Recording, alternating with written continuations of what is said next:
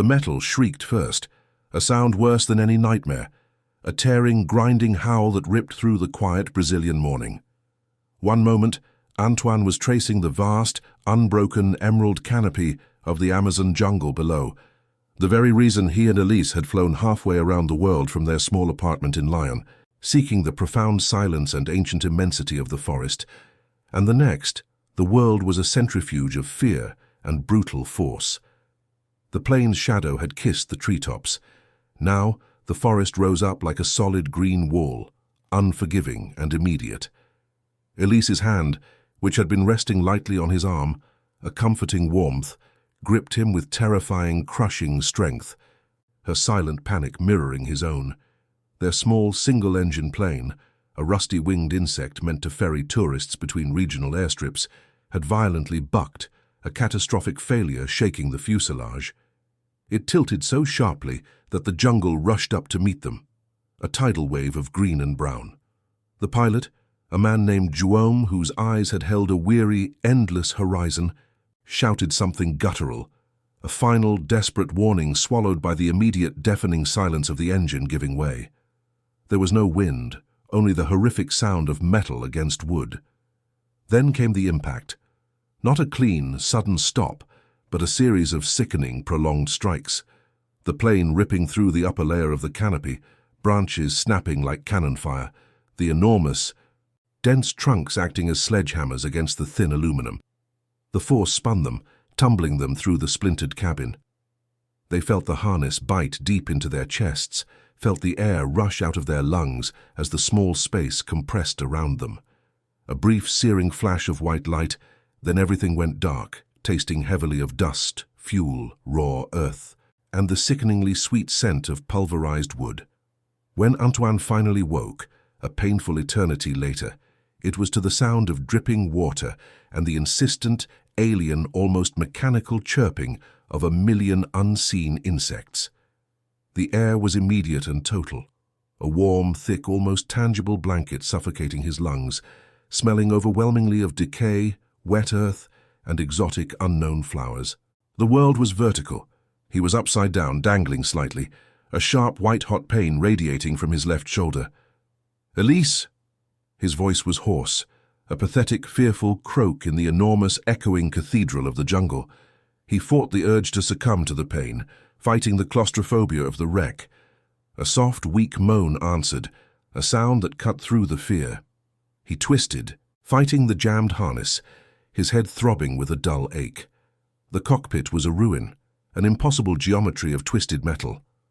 The front of the plane, a mess of mangled aluminum and snapped wiring, was jammed into the thick, buttressed trunk of an enormous kapok tree, which seemed to hold the fuselage suspended 15 feet off the damp jungle floor.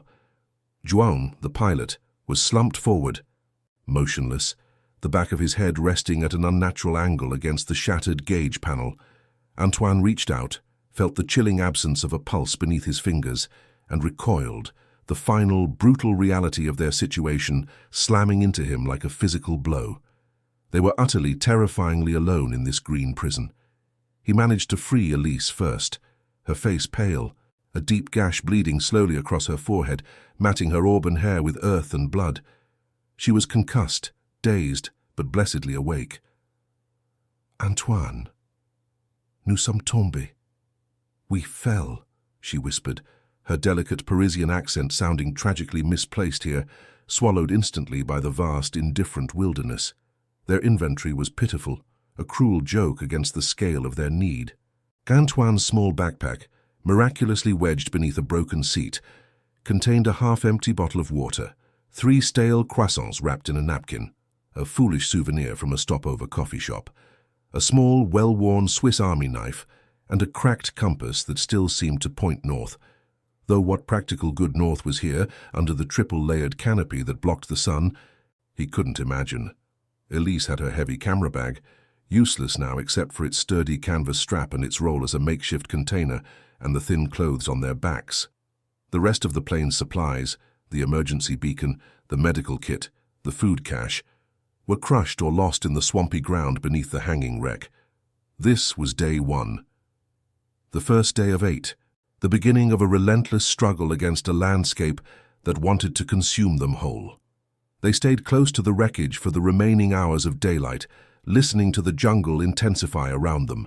The light filtering down was a bruised, aqueous green, making time feel irrelevant. Antoine tried the radio repeatedly, desperately, but only static answered, the sound mocking their despair with its hollow emptiness. They rationed the last of the water, each taking a sip small enough to just coat the tongue but not quench the violent, immediate thirst. They were acutely aware of the metallic tang of the moisture in the air, humidity so dense it felt like they were breathing liquid. As darkness fell, the sounds became overwhelming, a deep, resonant, impossibly loud roar from somewhere far off that chilled Antoine to the bone. The constant aggressive hum and click of billions of insects, and the terrifying heavy rustle of unseen, large things moving just beyond the reach of their weak flashlight beam. He saw the glint of two small eyes reflecting the light for a moment, then gone. Sleep was a series of quick, shallow, terror-stricken naps, interrupted by the slightest snap of a twig. By day 2, the croissants were a ghost of a memory, and the water was critically low. The silence of the canopy gave way to the need for action. They had to move. Antoine knew they couldn't stay by the plane. No one knew their precise location, and the canopy was a flawless roof too dense for any aerial search to spot the wreckage easily. Their only hope lay in finding a river, one of the Amazon's vast network of brown arteries, which might eventually lead to human habitation, a fishing post, a logging camp, or the Ribeirinhos, river people village, mentioned in their defunct tourist brochure. They walked west, following the slightest downward slope, hoping it would guide them to a stream. The jungle immediately became their antagonist, not a benign garden. The heat, the humidity, the biting, invisible insects, all conspired against them. Every step was a battle against the crushing undergrowth.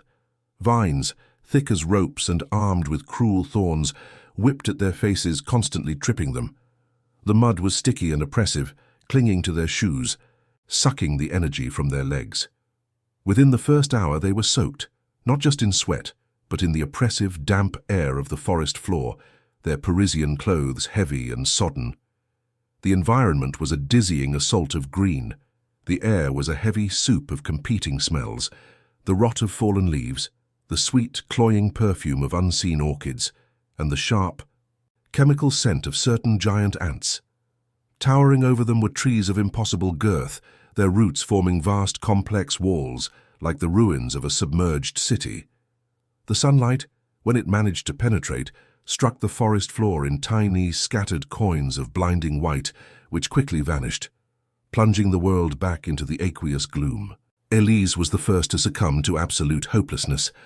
Around midday, she collapsed near a vast, moss-covered root system, tears silently streaming down her dirt-streaked face, mingling with the sweat. "We are going to die here, Antoine. It is too big.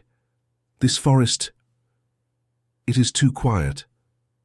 We are too small." Antoine, usually the reserved, logical accountant, found a wellspring of animalistic strength he didn't know he possessed. He sat beside her, pulled out the last 2 sips of water, and made her drink one, forcing himself to ignore his own parched throat. "Non, ma chérie," he said, his voice firm despite the tremor in his hands. "We are not small. We are here. We are French. We are stubborn.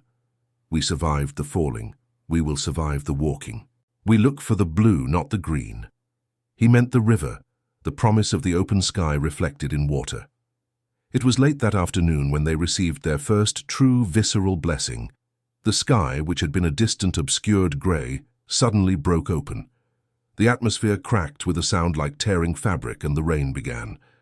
Not a gentle shower, but a brief, violent, tropical downpour. A deluge that hit the canopy with a roar like 100 waterfalls. Antoine had read about this.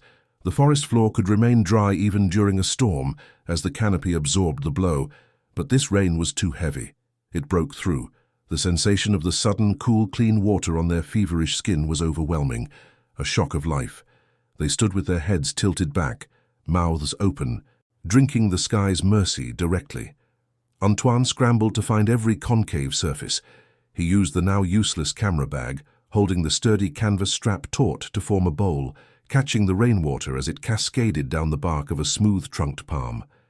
They drank greedily, shamelessly, the water tasting pure, metallic, and utterly divine. They stored what they could in the empty plastic bottle and Elise's camera lens caps. The rain had also created small, temporary rivulets, which Antoine cautiously filtered through his already filthy shirt before allowing Elise to drink again, knowing the risks but needing the volume. It was still likely tainted by debris and pollen, but it was salvation from a crippling thirst. Day 3 was defined by gnawing hunger and paralyzing paranoia. Every shadow was a jaguar, though he knew the great cats were more likely to retreat. Every sudden movement in the leaves, every flick of brown scale against green, was a venomous snake. Antoine, remembering a half-watched documentary, warned Elise, "Do not touch the bright things, the fruit, the frogs, the insects. The jungle is beautiful, but it is a trap designed by a mad genius."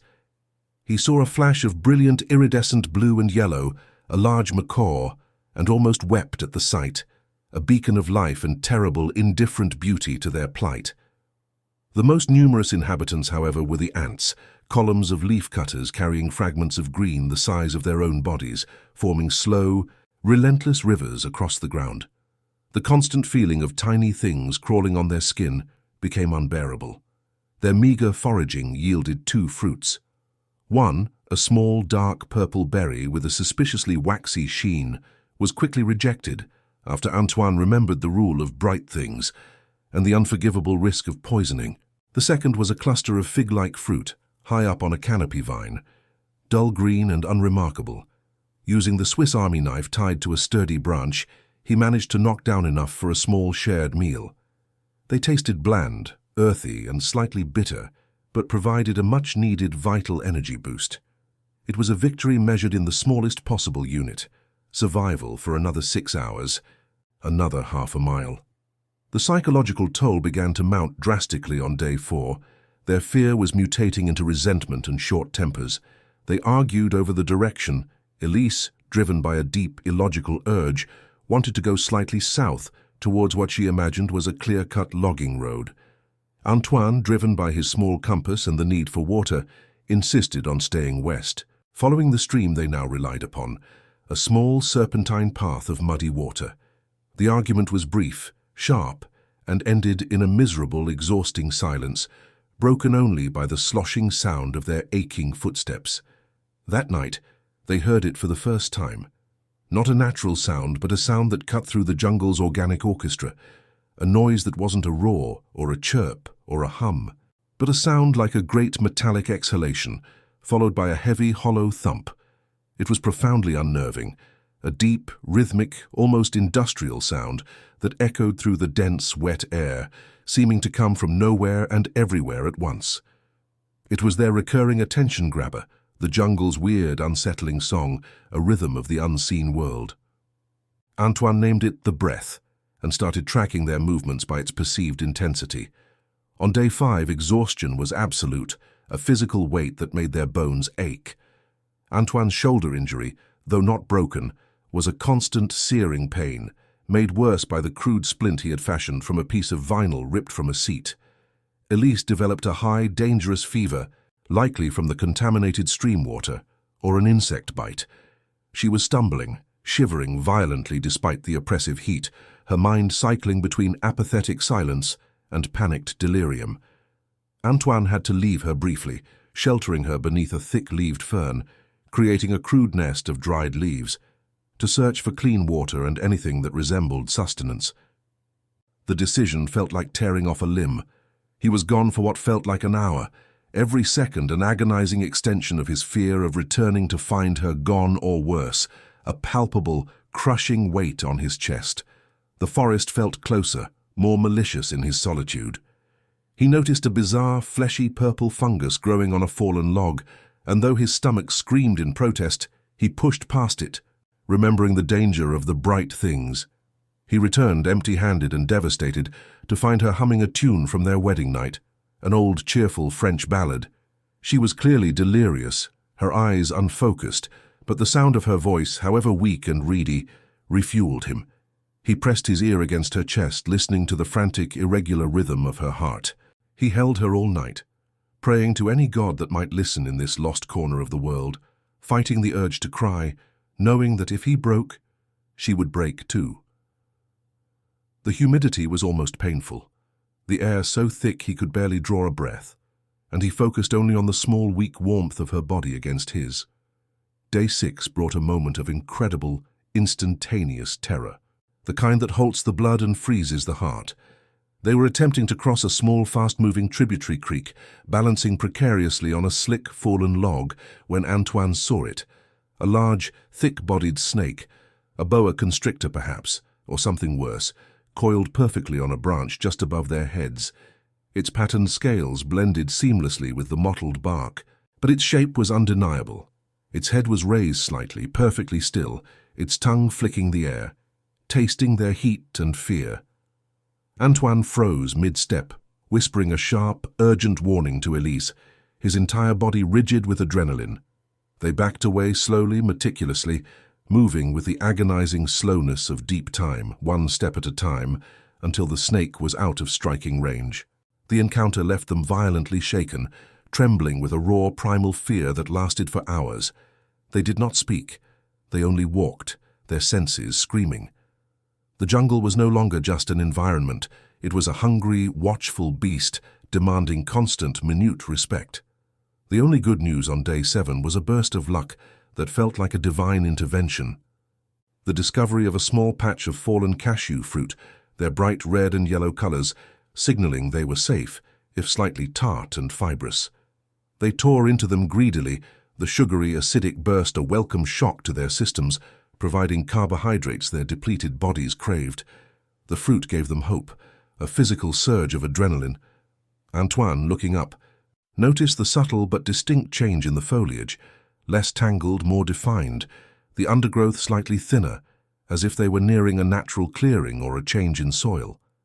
He pointed it out to Elise, whose fever had broken slightly, leaving her weak but lucid, her will restored. "We are close to the river," he insisted, though he had no real proof, only a desperate, aching faith. "We have to be. We follow the breath." The sound, that great exhalation and accompanying thump, was marginally louder today, an auditory promise of the unknown, and Antoine used it as a rhythmic marker, a perverse, persistent metronome counting their dwindling minutes. The morning of day 8 was a final desperate push, a purely mechanical movement fueled by exhaustion and stubborn refusal to die. Antoine felt his body shutting down, his legs rubbery, his mind foggy with lack of sleep and utter nutritional collapse. Elise was leaning heavily on him, whispering hoarse, fragmented apologies for being weak. They were moving through a narrow, muddy path when they heard a new sound, one that was unmistakably artificial, one that cut through the constant organic cacophony of the jungle like a sharp knife.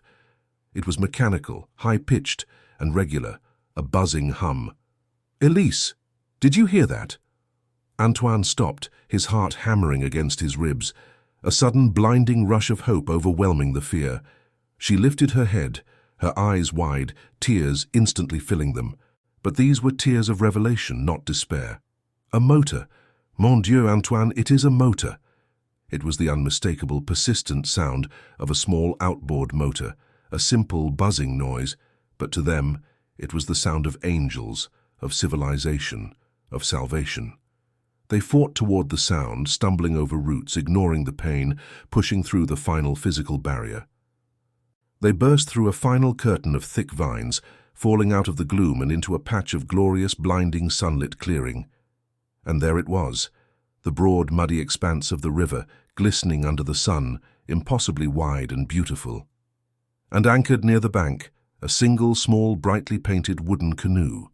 Standing by it were two small figures, a man and a young boy, indigenous Ribeirinhos, their faces weathered, dark and curious. They had come from a village just around the bend, drawn by the unusual silence of the forest near the clearing.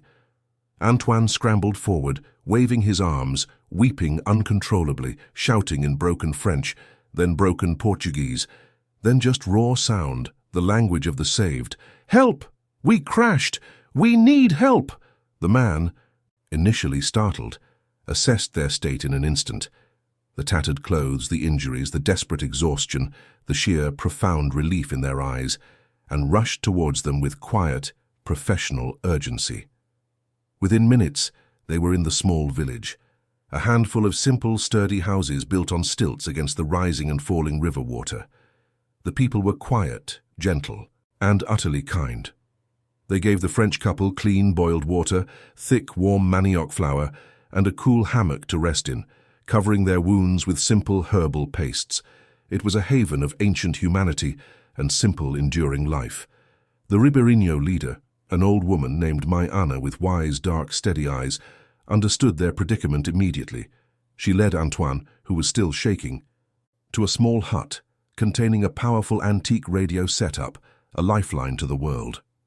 With infinite patience and skill, she sent out the distress signal in rapid, precise Portuguese, reciting their estimated coordinates based on local river markers, repeating the crucial information until a clear, crackling, metallic reply came back through the static. Relief washed over Antoine in a wave so strong it almost knocked him unconscious, leaving him weak and weeping in Mai Ana's arms. A military rescue helicopter was en route, hours away, but definitively coming. They had survived. 8 days, 8 nights, fighting the largest, oldest, most powerful enemy on Earth. They had walked out of the jaws of the Amazon, 2 tiny specks of humanity against an entire continent of green. When the heavy helicopter blades thrummed over the village clearing, tearing the jungle's silence apart one last time, Elise, resting on a makeshift stretcher, gripped Antoine's hand with all her remaining strength. She was safe, weak, covered in bites and bruises, but alive. Antoine looked at the vast, endless green rising up around them, remembering the pilot, the fear, the gnawing hunger, and the strange metallic, rhythmic breath of the jungle that had, paradoxically, guided them to the river. They were lifted away, 2 small dots of humanity ascending from the green ocean, heading back to Lyon, back to the world forever changed, carrying the Amazon not in their luggage, but deep in the quiet, enduring core of their shared survival. It was a dramatic and terrifying experience that only strengthened their bond, a testament to love and the incredible human will to live against all odds, finding their paradise in the struggle and their happy ending in the kind hands of strangers.